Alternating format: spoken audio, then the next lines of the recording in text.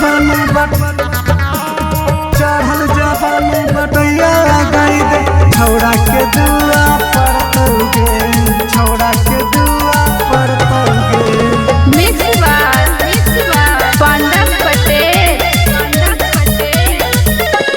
बड़ी सुनार बनाई के भेजल को पुन छौड़ी तनी कर लेगे बड़ी सुंदर बनाई के भेजल को पुन छौड़ी तनी कर लेगे चढ़ल जवानी बटैया लगाई दे छौड़ा के दुआ पर तौगे चढ़ल जवानी बटैया लगाई दे छौड़ा के दुआ पर तौगे चढ़ल जवानी बटैया लगाई दे छौड़ा के दुआ पर तौगे छौड़ा के दुआ पर तौगे। बड़ी सुंदर लगै छौ तोहर मीठी मुस्कान गे फुर्सत से बनाई के भेजल को धरती पे भगवान गे धरती पे भगवान गे। बड़ी सुंदर लगै छौ तोहर मीठी मुस्कान गे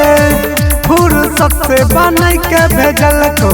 धरती पे भगवान गे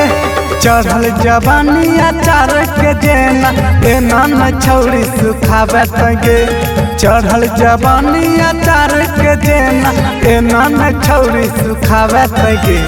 चढ़ल जवानी बटैया लगाई दे छौड़ा के दुआ पर तौगे चढ़ल जवानी बटैया लगाई दे छौड़ा के दुआ पर तौगे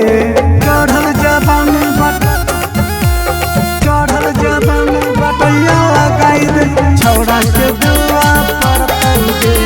छौड़ा के दुआ पर तौगे। अखिया छौ नागिन जैसन चल माता वाली गे काश हमरो बनती है भगवान होठवा के लाली गे